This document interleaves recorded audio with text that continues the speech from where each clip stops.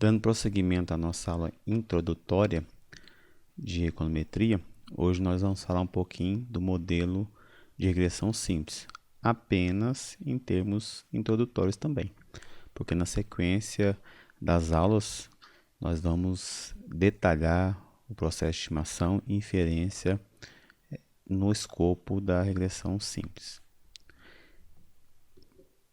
Como eu tinha adiantado já na aula passada, nós temos que pensar na regressão em termos de valores conhecidos de x,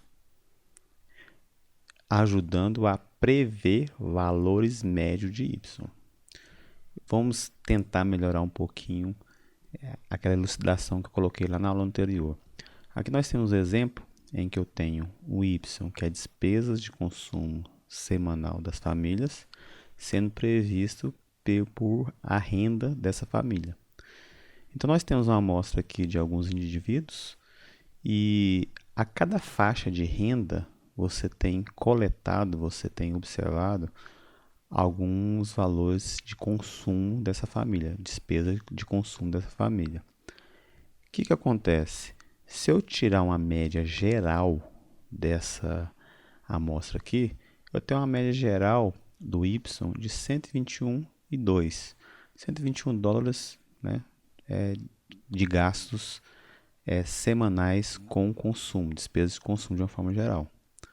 Agora a questão é o seguinte, será que, a grande pergunta que a gente faz é, será que se eu souber a informação do X, se eu sei em que faixa de renda esse indivíduo, no caso aqui a família, unidade amostral, ela está, não seria melhor para eu estimar o valor de X, o valor de Y, não?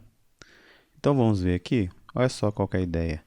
Se eu sei que a família ganha 80 dólares na semana, coletei informações de diversas famílias e vi que o valor médio do gastos dessas, no caso aqui são 5 famílias, que ganham 80 dólares semanais, a média é 65. Então, dado o valor conhecido do X, eu conheço e fixei e tenho a informação que o X é 200, que a família ganha 200 dólares na semana. Com essa informação, condicional a essa informação, aqui, E de Y dado X, esperança de Y dado X, valor esperado de Y dado X.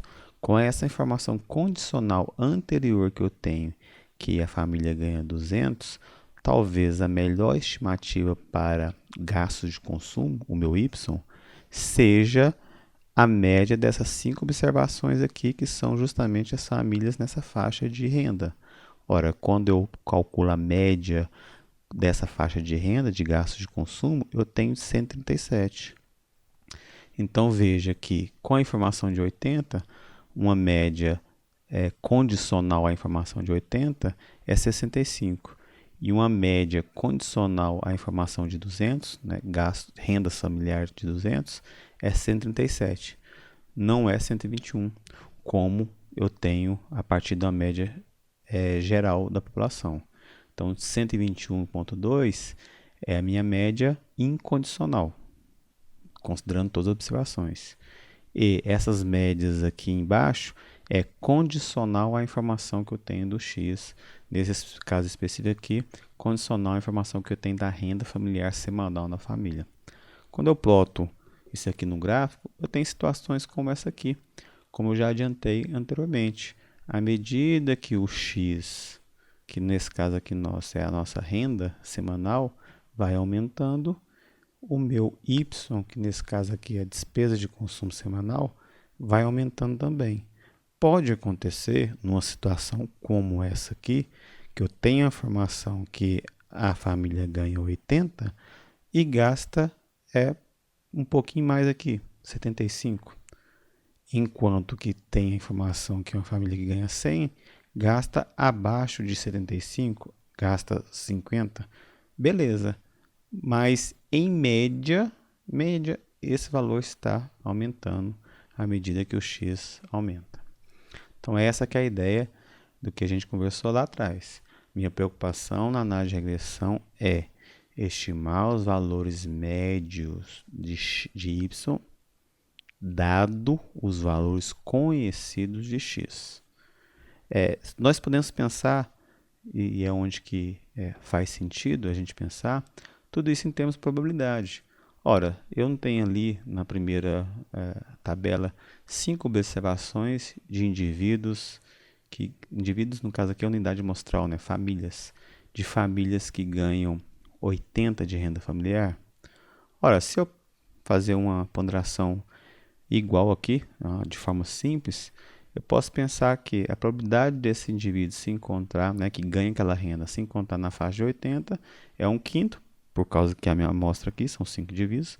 Se eu tivesse uma outra amostra seria diferente. É 1/5 porque são 5 indivíduos, 1/5. Daqui ganha 100, são 6 indivíduos. Então, eu posso fazer uma média ponderada ou simplesmente pensar esses pesos em termos probabilísticos e ter uma situação como essa aqui, ó. No fundo, o que está acontecendo? No fundo, eu estou estimando o valor médio de Y, despesa com consumo, dado X, renda semanal, né? Então, essa média vai aumentando, mas pode acontecer qualquer coisa. Aí nós temos aqui essa formulinha aqui, essa figurinha aqui mostrando que pode acontecer qualquer coisa ao redor dessa média. Então, você tem uma probabilidade condicional ao redor dessa média. Então, essa figura aqui exemplifica bem a ideia da análise de regressão. Qual que é a ideia? A ideia de valores condicionais, valores médios condicionais de y. A formulação da análise de regressão, em termos econômicos, ela tem que seguir alguns passos. Então, vejam bem, né? A ideia, pelo menos inicial, nossa aqui, é que você saia da teoria para uma formulação algébrica, matemática, estatística de algumas relações. Então, primeiro você tem que vir com a teoria formulando algumas hipóteses sustentadas a partir de argumentos, teoremas, dependendo de qual teoria que é. E assim, depois você parte para a relação, para a estimação empírica dessas relações. Então, veja bem, para eu formular um modelo econométrico, eu tenho que ter uma teoria por trás. Nesse exemplo aqui, nós sabemos, a partir dessa teoria macroeconômica, que a renda, o consumo, ela é a função da renda I, certo? Então, o consumo é a função da renda. Eu não estipulei ainda qual que é essa relação, se ela é linear, não linear, mas eu sei que ela depende da renda. E nós temos aqui também, como a gente bem conhece na teoria da demanda, que a demanda pode ser função de diversos fatores. Eu posso formular, nesse exemplo aqui enxuto, que a demanda de carros ela é função do preço dos carros, né, o preço do próprio carro, o preço de carros substitutos, o preço de itens complementares e o preço dos custos de manutenção do carro, como por exemplo a gasolina e o próprio nível de renda do indivíduo. Nesse exemplo aqui que eu tenho que a oferta de um bem agrícola, né, no caso aqui é como a carne bovina, ela pode ser escrita como a quantidade ofertada é a função do preço desse bem, o preço de produtos competitivos, concorrentes, como por exemplo a carne de porco, e também o preço dos fatores de produção, dos insumos de produção, como por exemplo o milho esfarelado, usado no processo produtivo. Mas tudo que eu falei até agora foi baseado no quê? Foi baseado na teoria econômica, na teoria subjacente que embasa, que dá sustentação nessas relações. Até a gente chegar na formulação econométrica, nós temos que considerar ainda um outro passo. Veja bem, eu agora acrescentei um termo que não tinha aqui antes. Esse termo do erro aqui. O que é esse termo do erro? Ora, o modelo econométrico, nesse exemplo nosso aqui, que é da quantidade demandada de carros em função do preço, produtos substitutos, dos itens complementares e da renda, tem um termo a mais que é o do erro. Por quê? Porque eu sei que todos esses itens aqui não são suficientes para explicar totalmente a demanda de carro. Você tem algo adicional que eu não estou prevendo na teoria que pode explicar a quantidade demandada de carro. Então, esse algo adicional que eu não sei e eu suponho que seja aleatório, tá? Está impactado no termo do erro, está adicionado no termo do erro. Então, qual que é a ideia? A ideia é o seguinte, que o que é mais importante eu coloquei no meu modelo. O que a teoria subjacente argumentou, sustentou, eu coloquei no meu erro, na minha equação, no meu modelo. Mas ainda vai faltar alguma coisa que eu desconheço. Mas, a partir das suposições que eu faço dessas coisas que eu não conheço, que eu desconheço, eu posso ter ainda um produto final, uma equação final que possa explicar, que ajude a explicar o meu y de interesse, que nesse caso aqui é a quantidade demandada de carros. Então, o erro aleatório ele vai levar em consideração diversos fatores que afetam as vendas, a demanda do carro aqui, que nós omitimos simplesmente porque não tem como a gente, de repente, coletar tudo. Tá? Ele reflete a incerteza que está intrínseca nas atividades econômicas, a incerteza que está intrínseca nas relações humanas, nas atividades socioeconômicas, de uma forma geral, no comportamento humano de uma forma geral. Adicionalmente, eu posso argumentar que a quantidade demandada do carro é uma função linear desses todos os fatores que eu considerei como mais relevantes para explicar a quantidade demandada do carro. Por que linear? Ora, o preço afeta linearmente a quantidade demandada, o preço do produto, do próprio carro, o preço de produtos substitutos, também de itens complementares e da renda.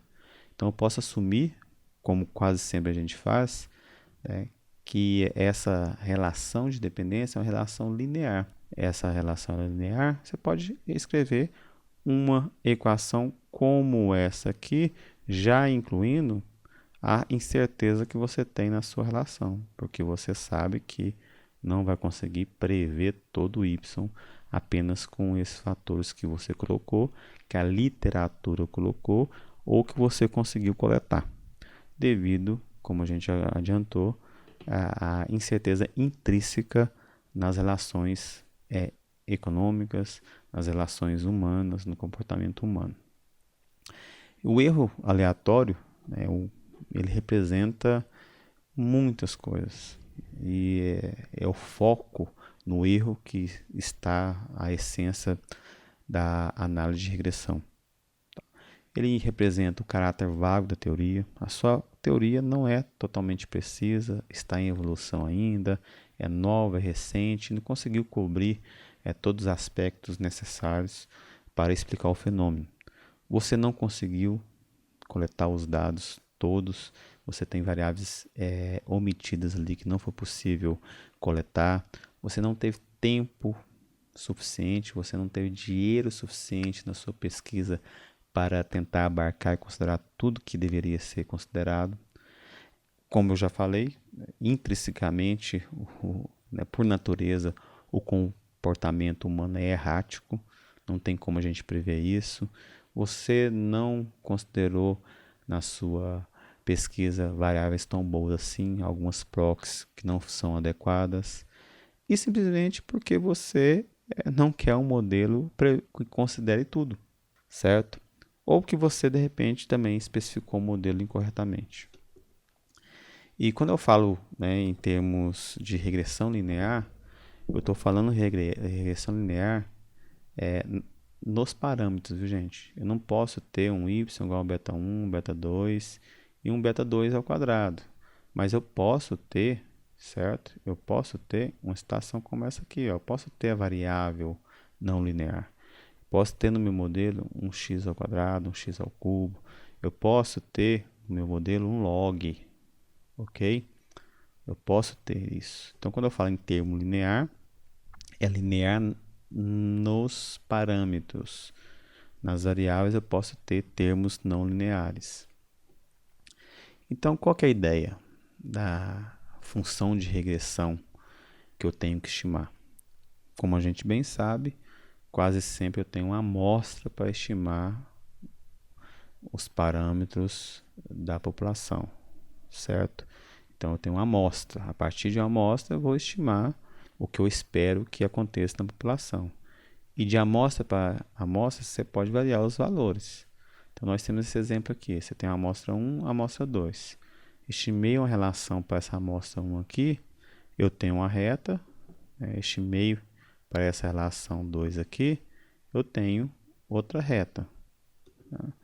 E qual que é a correta? É a reta 1 ou a reta 2? É a função. É óbvio que essa reta aqui é expressada por uma equação que eu não sei. Não importa por enquanto. A reta 1 também é expressa por uma outra equação, que por enquanto não é preocupação minha. Mas aí, qual que é a correta? Qual que é a correta? Qual que é o meu intuito aqui na análise de regressão? Tá? Então, o nosso objetivo aqui é estimar uma função de regressão populacional, baseada, é óbvio, na função de regressão amostral, certo? Que mais aproxime da verdadeira equação. Meu objetivo é estimar a função de regressão populacional dado, com base na função de regressão amostral. Mas, como eu sei que existem diversas amostras possíveis, sabendo que a função de regressão amostral não é mais do que uma aproximação do que a função de regressão populacional, qual seria uma regra? Como que eu posso formular uma regra que torne essa aproximação mais próxima possível da realidade? Então, essa seria a ideia. Então, como eu posso saber que essa função de regressão amostral represente bem, com dado nível de erro, a função de regressão populacional? Então, essa que é a minha briga aqui, esse que é o meu intuito na análise de regressão.